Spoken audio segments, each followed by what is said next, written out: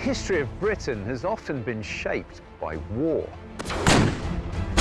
Our ancestors fought to defend their land, their cultures and their beliefs, sometimes against invaders like the Normans and the Romans, constantly getting driven back here, and other times against their fellow countrymen.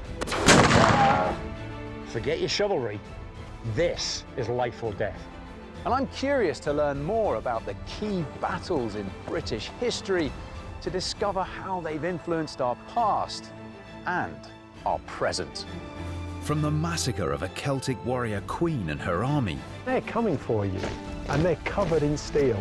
to the Scottish king who defied the odds in a fight for independence. A poorly armed band of men going up against the might of Christendom. So I'll be meeting historians, archaeologists, weapons experts, And enthusiasts who continue to live and breathe the stories. to find out how 6 critical battles changed the path of this country.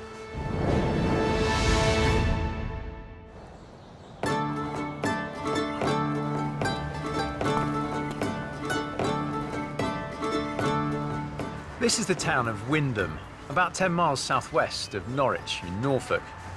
470 odd years ago, a little local trouble here sparked a huge rebellion that resulted in the death of thousands. It's called Kett's Rebellion, and it's one of the most fascinating and violent struggles for justice this country has ever seen.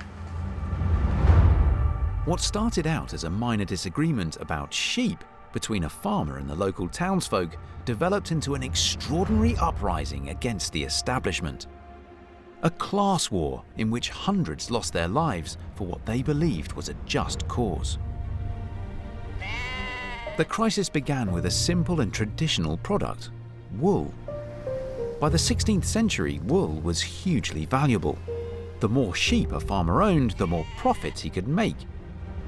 The problems arose in the 1540s when a change in the law allowed farmers to start enclosing tracts of open countryside to accommodate their increased flocks. Hello. Hello. To find out how the new enclosure laws were changing people's lives and livelihoods, I'm meeting historian Andrew Wood. How did this concept of enclosure come about? In the 16th century, a lot of land is held in common, so it's open wasteland where poorer people pasture their cattle, collect fuel. But increasingly over the course of the 16th century, what's happening is that the land is being closed effectively and passing into the hands of a class of wealthy gentlemen. For centuries, the commoners of England had enjoyed free access to these open pastures. But now they were passing into private ownership, and the commoners were denied access. Why were the gentry taking over this common land for themselves? I'm assuming a lot of them had huge swathes of land. Well, partly it's got to do with the sheep economy. England in the late medieval period is experiencing a boom in the export of wool.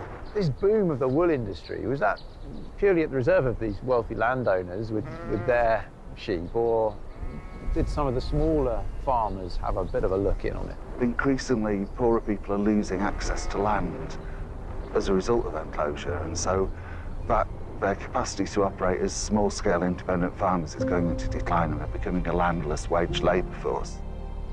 I mean, how big were some of the areas being fenced off, do we know, through enclosure? Oh yeah, sometimes the areas of moorland could be quite extensive, so you're talking about pretty significant landscape change.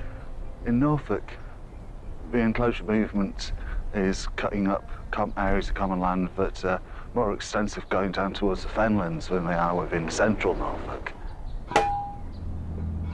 Some landowners were even forcing tenants off their farms to convert arable land into pasture for sheep.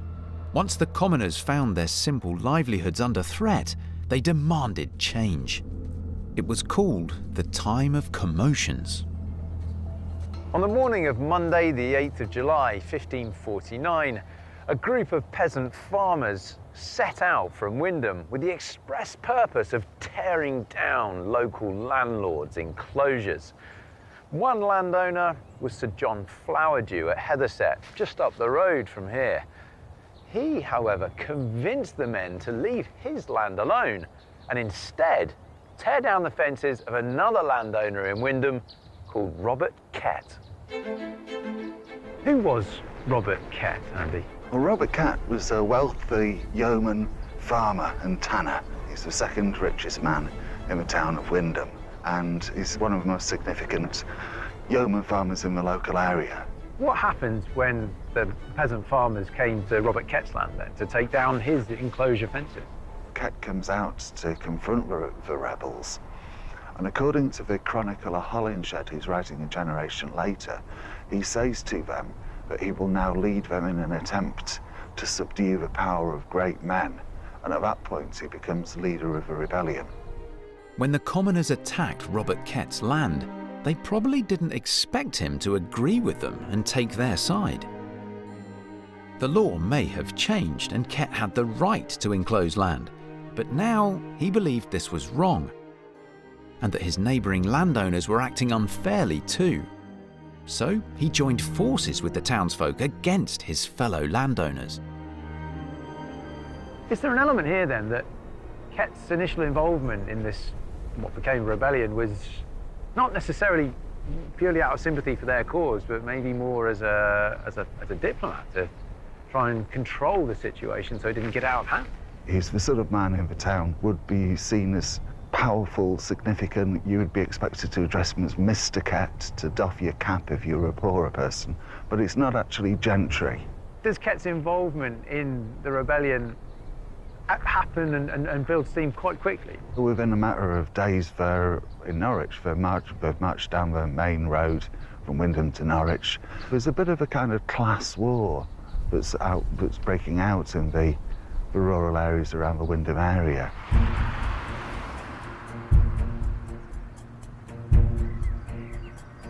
The following morning, Kett and the commoners headed to Norwich to present their case. On the way, at this old oak tree, which had long been a local meeting spot, they were joined by an estimated 1,000 more common farmers. Kett addressed the crowd, saying, "I refuse not to sacrifice my substance, yea, my very life itself. So highly do I esteem the cause in which we're engaged." He was prepared to die for their cause, an oath that would become remarkably prescient. This oak tree became a symbol of the rebellion. It's now called Kett's Oak.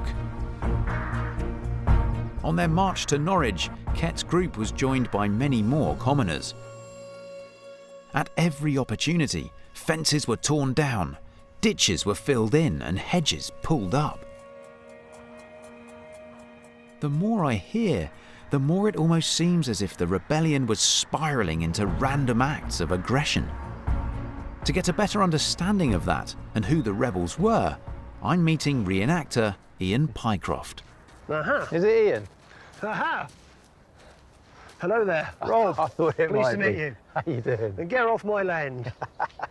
Ian, I'm meeting you today, and I'm seeing a peasant as one of Ooh, the. I don't know about using the term peasant, my friend. Someone in the commoners Yes, farmers a army. commoner, a good working man from Yeah. 1549. Right. We must get away from using this term peasant to describe us.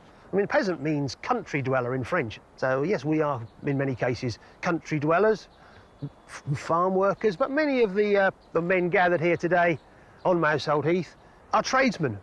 What they would have really had to fight with then is some of the stuff we've got. I mean, there's a whole arsenal you brought with you here, Ian. We've got to take it back to 1265, when the king at the time, under the Statute of Winchester, said that every able-bodied man over the age of 16 should have armour and weapons in his house according to his income.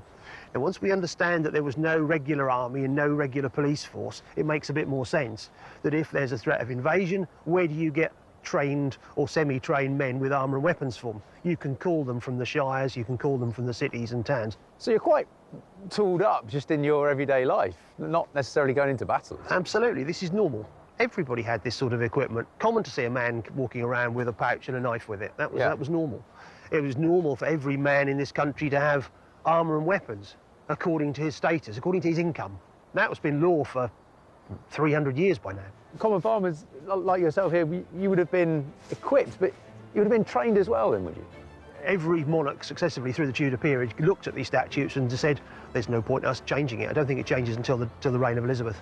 So where we are at the moment in 1549, now it's absolutely still in force.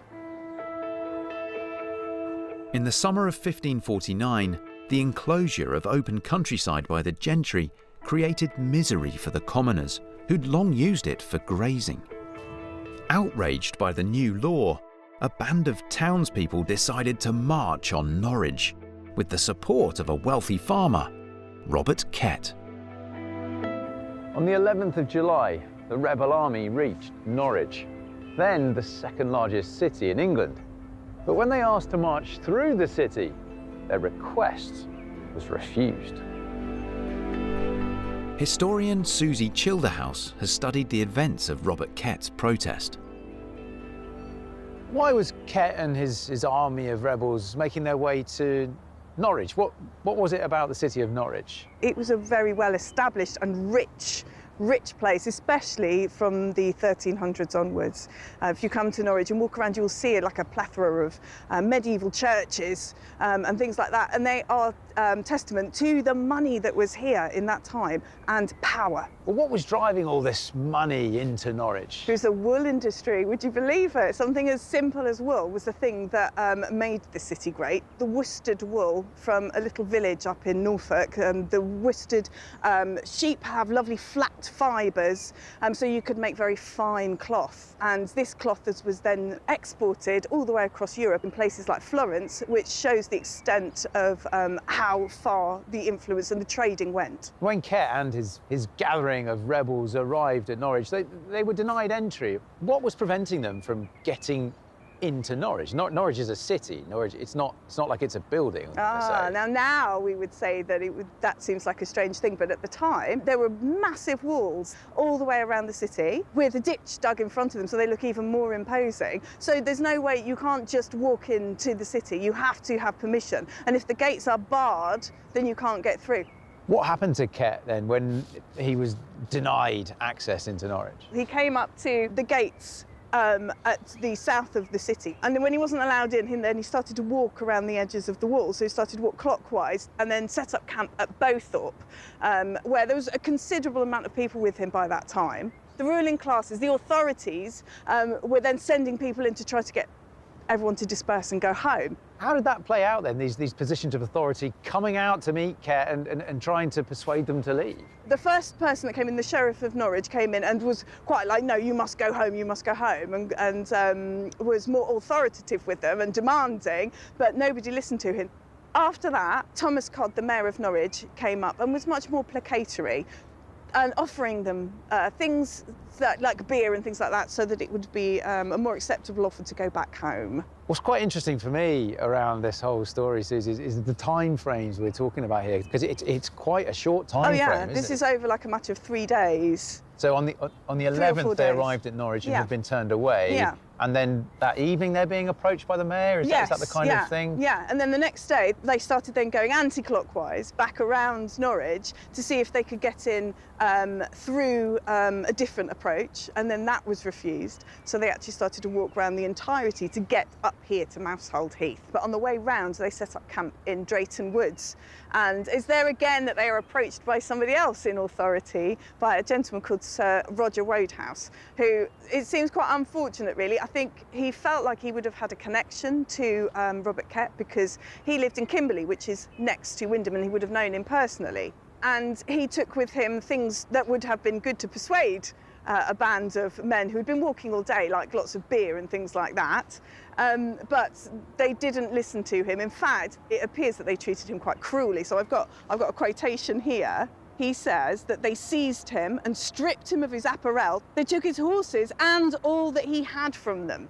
And then they cruelly cast him into a ditch, had not his servants courageously defended him from their insults.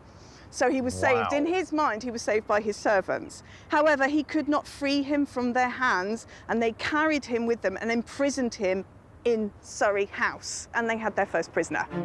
On the 12th of July 1549, the third day of Kett's uprising drew to a close, with the rebel force moving to Mousehold Heath, northeast of the city centre. The The strategic position gave Kett and his followers an opportunity to consider their tactics. How should they present their case to a city which had so far refused to hear them out?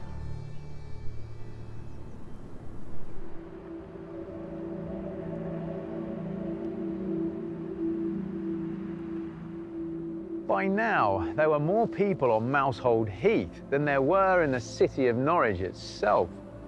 It's estimated that 16,000 rebels were camped out up here, with food, supplies and weapons being sent in from surrounding parishes.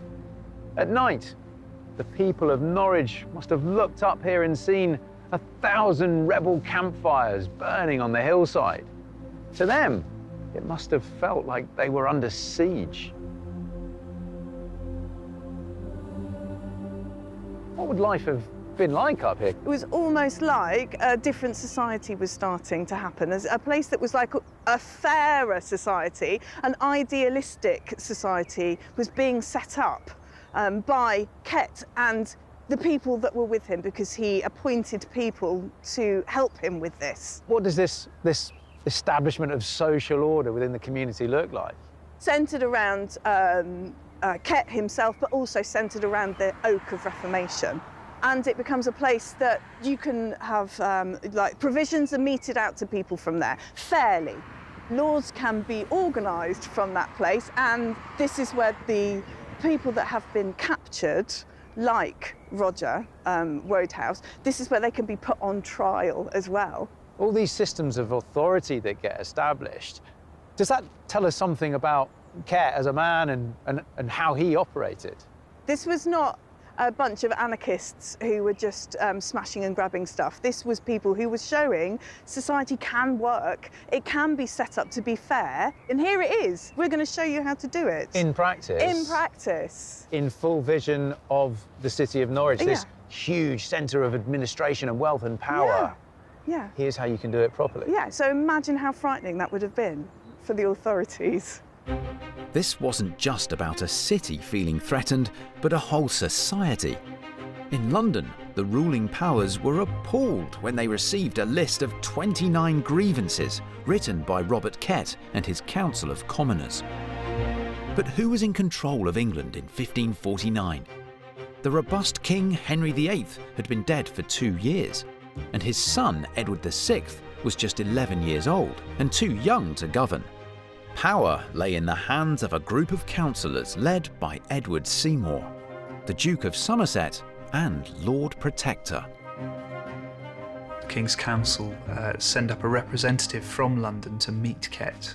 The representative they send up is Bartholomew Butler, and upon meeting Kett and the protest up on Mousehold Heath, Bartholomew Butler actually says what they are demanding amounts to treason, and he then classes the protest as a rebellion, which is where we begin to see a shift in the way that the rebels are viewed.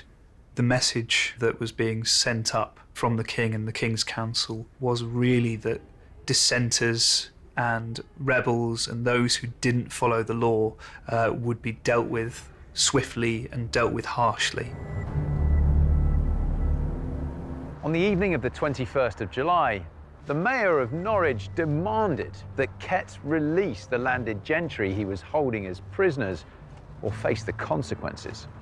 For Kett, this amounted to a declaration of war. First to strike were the defenders of Norwich,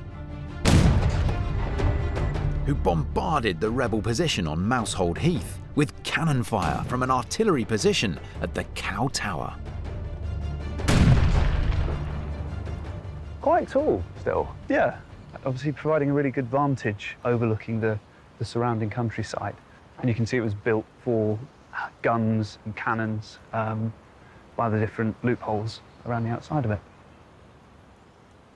There's not that much of Norwich's great defensive infrastructure left, but Cow Tower here still stands mightily impressive, I have to say. Absolutely, it's one of the oldest standing artillery fortifications in the country. When was this built? So it was built back in sort of 1397, 1398 to repel potential French invasion. And obviously it's stood ever since and has been used, obviously during Kett's rebellion, by the defenders of Norwich to obviously stop the incoming rebel invasion. But originally built because of a threat from France? Yeah, tactically positioned here on the bend of the river on the north side of Norwich, so that any invading ships have to slow down to obviously make that corner and come round the bend, which makes them a much easier target for the guns and for the bombard cannons that would have been housed inside Cow Tower.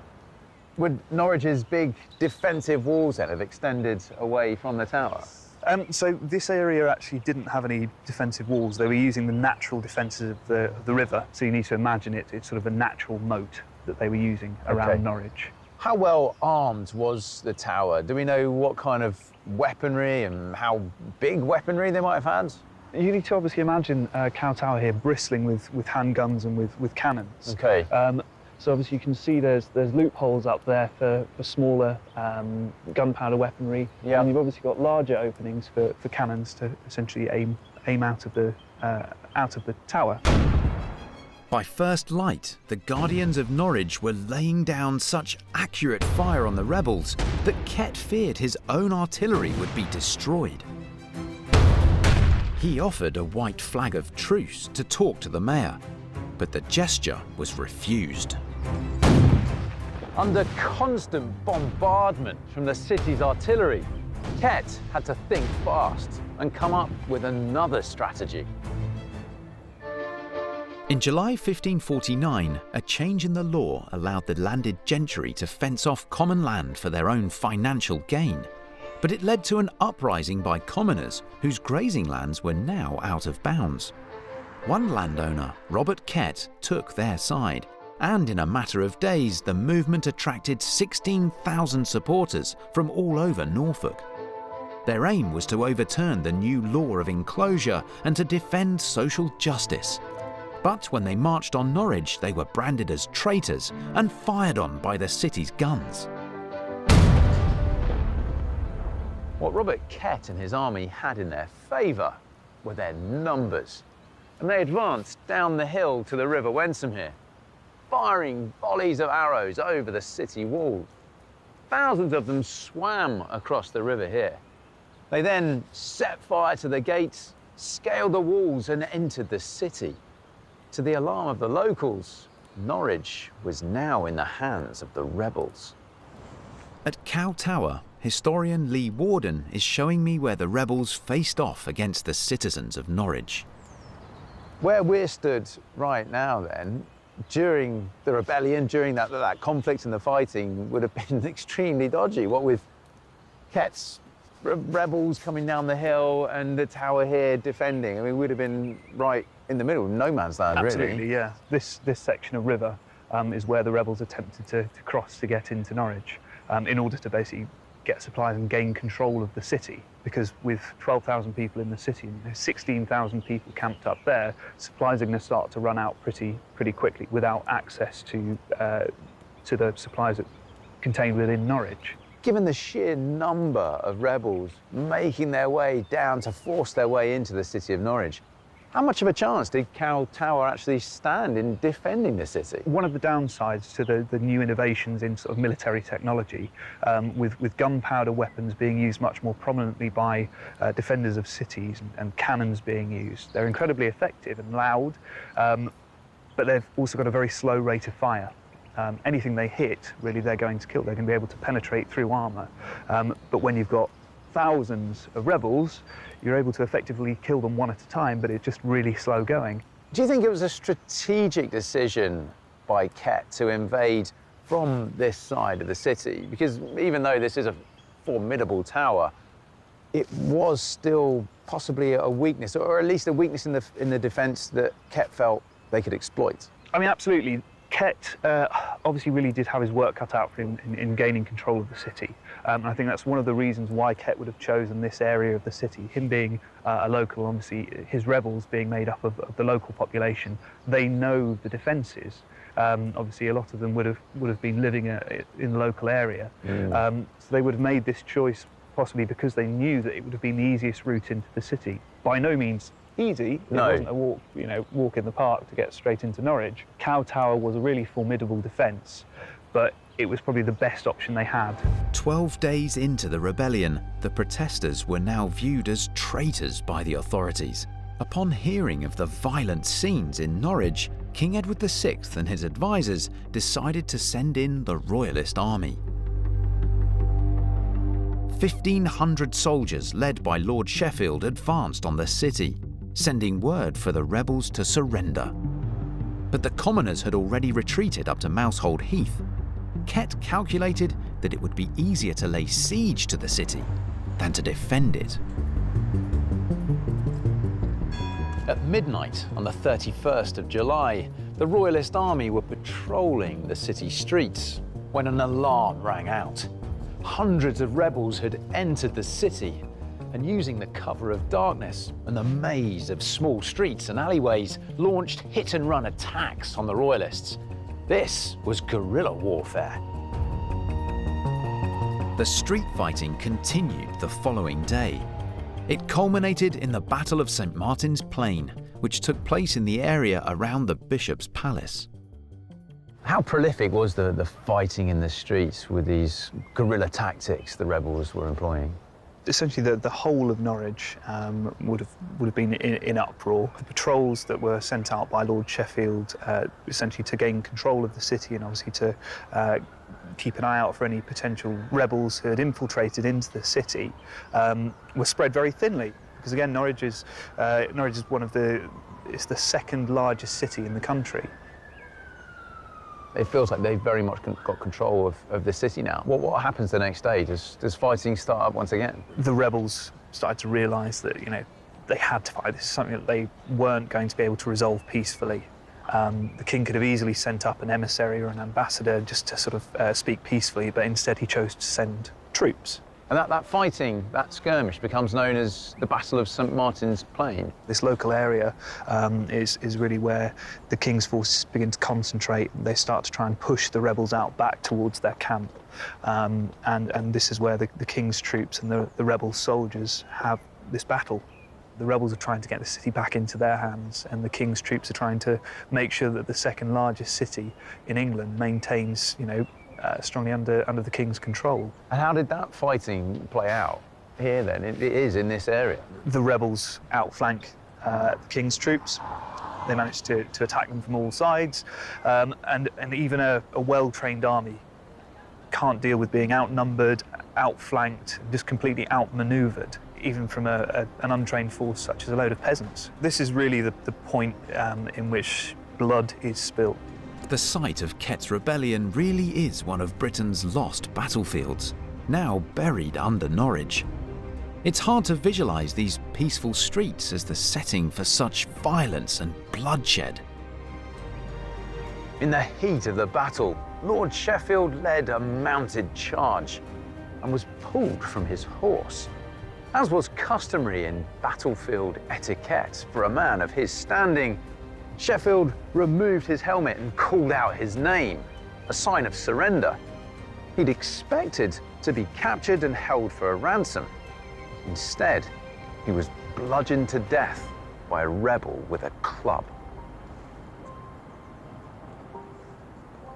With the death of their leader then, Lord Sheffield, is that it? The troops feel like, well, we've been defeated. The king's army falls into retreat. They panic. The death of their commander, don't know what to do, and they retreat out of the city. Norwich falls into rebel hands, and the king's army retreat all the way back to Cambridge. They retreat for 68 miles until they eventually sort of stop and consolidate their losses. At this point then, would Kett have been feeling quite positive, quite optimistic? Yeah. Almost successful. They've succeeded in taking over the city of Norwich and repelling the king's troops. There will be a sense of sort of jubilation, a sense of victory. But obviously, Kett is an intelligent man, and he knows that the king has more troops to send. So the rebels are probably going to be steeling themselves ready for what's to come next. The Battle of St. Martin's Plain cost Kett hundreds of men, but he'd beaten the king's army into submission. Reenactor Ian Pycroft is going to show me how lethal the rebels' weapons could be. This is a bill. It's a very effective weapon, as you can imagine. It starts its life off as an agricultural tool, a sort of a normal billhook that you might have used for sort of chopping up kindling or doing hedging with, and suddenly you have a weapon Yes. which can be used in a number of different ways, to slash, hook or stab. Were a lot of the weapons used by the rebel army then agricultural tools that had been repurposed and modified slightly like this? Well, I suppose the flail is one. Flail was used for threshing of grain, which turned Let's have a look into at that. Because look at that now. I mean, gee whiz. the great morning star. Where you want to hold it to get a good balance is just about there. And of course you can see what's going to happen. You're going to rattle your own knuckles. But, as I say, it's a lot of force and a lot of momentum coming down. The commoner's weapon of choice was the longbow. It had been the backbone of English defences for centuries. So it wasn't uncommon for commoners within the rebel army not only to have a longbow but to be trained and quite experienced using it, was it? They would have had these in their homes. It was still law to practice with the longbow on a Sunday. You had to practice every Sunday? Yep. Every able-bodied man in the country should still practice with one of these. For the rebels then, who had, many of them had their own longbows and trained using them, do we know how used to they were in firing ensemble? Is it to send over a volley of fire, which is the kind of thing you need in a battle? Maybe they had been trained at the butts on a Sunday to shoot on formation, to shoot on command. That would have been quite common, I think, that they would have all stood there at the butts and commands such as, but not limited to, knock, mark and loose. Let it loose. Knock is literally, as its name suggests, knock the arrow to the string. Mark is the equivalent of aim. And loose, Doink. Flick your fingers and off it flies. News reached London that Kett's rebels had killed Lord Sheffield and forced his army into retreat. The King's Council were determined to crush the rebellion for good. They sent the Earl of Warwick to Norfolk to restore order. Warwick was a highly regarded general, popular with King Henry VIII for his military victories across Europe. The choice is made to send up a much larger army, more than 10 times as many men. The king sends up 14,000 soldiers, consisting of obviously English troops, German troops. It literally sends an incredibly powerful army to rival Kett's numbers, and to essentially meet them and destroy and disperse the rebel army at whatever cost. The fact that the King's Council took such drastic action in gathering together this mass of professional soldiers, does that tell us something about how concerned they were about Kett's rebellion here in Norwich? They understood the potential consequences if this rebellion was left unquashed. They could no longer just ignore it or pass it off as just a very localised rebellion. It had the potential to spread much further than Norwich and Norfolk. What are the movements of the rebel army? So the rebels moved back up onto Mousehold Heath, and with the arrival of the 14,000 strong reinforcement of King's troops, Robert Ket knows that he can't defend and man the walls of the city. Once the Earl of Warwick saw that the rebels were essentially relatively static on Mousehold Heath, where they had been throughout most of the rebellion, he essentially ordered the troops to surround the rebels, and a bit like a tightening noose, they were left with no other option than to fight in a pitched battle. For the first time, the rebel army was surrounded and up against some of the most professional and disciplined soldiers in the land. It couldn't have escaped Robert Ket that his rebellion was under severe threat, and perhaps his days were numbered. In the early hours of the 27th of August 1549, Robert Ket's rebel army of 16,000 men moved into position at Dussindale, a location believed to be on the outskirts of Norwich. What had started as a dispute over land for grazing sheep had, in just 6 weeks, exploded into class war for social justice and a fight to the death. Facing the rebels was a royalist army of 14,000 soldiers, which included a squad of German mercenaries called the Landsknecht. Who were the troops sent up here? Of the 14,000 troops that were sent up to deal with Kett's rebellion, there were also 1,000 German Landsknechts, so German mercenaries, who were trained to fight with pike, with handgun, and with Zweihander, so two-handed swords. So yeah, they were a very versatile troop that had come over from Germany to obviously deal with this rebellion. How different is the way that these highly trained professional soldiers will fight versus the rebels' form of fighting? Kett's rebels were obviously, they were an untrained peasant force. They were fighting using guerrilla tactics in a city that they knew very well, being made of the local population, whereas the soldiers coming up from London and coming from further afield like Germany were coming across with seasoned, blooded tactics that they would use to deadly effect on Kett's rebels. For me, I think a key moment in this is the military experience that Warwick had. For the Earl of Warwick, commanding the King's troops, he's a seasoned, a blooded soldier and a military commander. He's fought in Europe for most of his life, so coming in and fighting against an untrained peasant force that doesn't really know what they're doing, he can essentially call all the shots.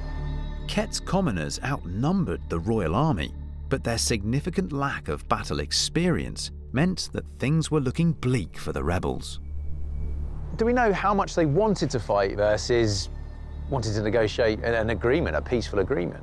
They felt they'd been repressed, and grandfathers' rights and rights they'd had for centuries had been trampled and taken away from them. There's no doubt they were angry, but if they could have got away with a peaceful settlement, I think anybody in history would do that rather than actually want to see bloodshed. But once you push that number of men to a violent conclusion, that's what's going to happen, isn't it? I think there is some evidence that Kett began to doubt possibly the final alarming sight of the enemy arrayed, looking much more forceful, much more professional. As the two sides prepared for the Battle of Dussindale, the true strength of the Royal Army, with their skilled mercenaries and powerful cavalry, soon became apparent. The knights that the rebels had to face were people of tremendous experience, campaigns in so many places, and their training was very thorough. They had tremendous experience that would have outweighed the experience of any of the rebels who were not, who before this campaign had no real reason to train thoroughly. They came to it cold. The stark contrast between the organised, regimented forces of the King's troops and essentially the 16,000 strong mob that had come in support of Kett. They weren't divided up into regiments or troops. They didn't have specific training in how to use their weapons, and a lot of them obviously wouldn't have had any experience fighting in an actual pitched battle before. Up until this point, the commoners' army had succeeded by using guerrilla tactics and the art of surprise. But this was to be a more traditionally pitched battle, which played into the hands of Warwick's royalist army. As the battle got underway, thousands of rebel archers let loose their arrows. The Royal Army responded with cannon. Despite their confidence, Kett's men struggled to use their pikes with discipline, and they were constantly pushed back by Warwick's charging cavalry. The rebel army's strengths were their fervour about the need to be victorious. And I believe they were determined right up to the time of the battle. I don't think they could afford not to be. They committed so much to this. They had not only that determination, but they had a good mix of very skilled people. What they did not have was the officer class who were really good at command. The rebels were much more effective in that kind of guerrilla-type warfare rather than this huge battlefields, battalions and regiments going in. Absolutely, especially when they came up against cavalry. They're not skilled horsemen for sure. And those who are also better trained, maybe with muskets, they're going to be slaughtered. Unfortunately for Robert Kett's rebels, the guerrilla tactics they deployed so effectively in the city failed to work on the field of Dussindale. How much chance did the rebels have at the Battle of Dussindale? The only reason the Battle of Dussindale happened wasn't because Kett felt as though they could win, it's that they had no other option. It was you either get captured and executed or you fight, and you die fighting for what you believe in. By around 4 o'clock on Tuesday the 27th of August, the battle was over. Most of the rebels fled, pursued by the royal soldiers. How much do you think the lack of success in the end was down to the type of weaponry they had, and how much was down to their experience fighting as a group? I think it's the latter. I think they had the tools of the trade, certainly in a street fight, because they did certainly fight through the streets for a while. Those sort of situations, but a pitched battle, no, they just didn't have the training or the discipline to do that. The result was a crushing defeat for Kett and his followers. Almost a quarter of them were wiped out, while the Royal Army suffered minimal losses. Rather predictably, Kett and his rebels take huge losses. It's probably about 3,000 soldiers that are lost at the Battle of Dussindale. That puts the rebel army into full retreat and then mass rout through the countryside. On the Earl of Warwick's side, the Royalist troops lose only about 250 troops. What happened to the rebels who lived through the battle and retreated? They flee throughout the countryside, but eventually they're rounded up by the king's forces, and they're offered a pardon under the agreement that they let all of their grievances go. None of their demands are met, and they're allowed to live with their lives. Did all of the rebels accept the pardon that was on offer? Some of them, they had fought so fiercely and believed so strongly in their moral justification for taking up arms and for protesting and rebelling against the laws, that they actually refused the pardon. And many of them were rounded up, were hung sort of across the city in the local countryside in warning to anyone else who was thinking of taking up arms against the king and against the rule of law. Some of the rebels preferred to be martyrs to their cause for a better society than to live in the knowledge of their defeat. On the 28th of August, 1549, here, just outside Magdalen Gate, somewhere between 30 and 300 rebels were hanged from an oak tree. But worse was in store for the rebel leaders. They were half-hanged from the Oak of Reformation up on Mousehold Heath, and then, while still alive, had their bowels torn out and burned before them. Finally, their heads were cut off and placed on the city towers.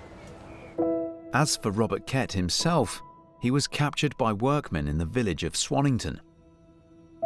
20 royalist soldiers rode out to arrest him and awarded the workers 20 shillings in blood money. Just 7 weeks earlier, Robert Ket was a well-to-do landowner. He'd sided with the commoners against the laws of the land. Now the establishment took him to the Tower of London, where he was put on trial for treason. It took almost 3 months to deliver a guilty verdict. On the 7th of December, Robert Ket was publicly hanged as a traitor, and his body displayed in chains hung from the walls of Norwich Castle. It was left there to rot for 3 years, a warning to any who considered challenging royal authority again. The story of Kett's rebellion really will still resonate even in the modern day, because it's a story where people are banding together to peacefully support what they believe is a very morally justified argument.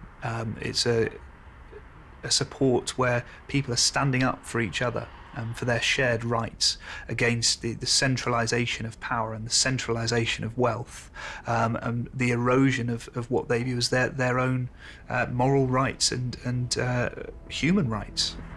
Robert Ket may be little known outside of East Anglia, but he deserves to be remembered as a man who gave his life for what he believed was right and became a symbol of the struggle for social justice.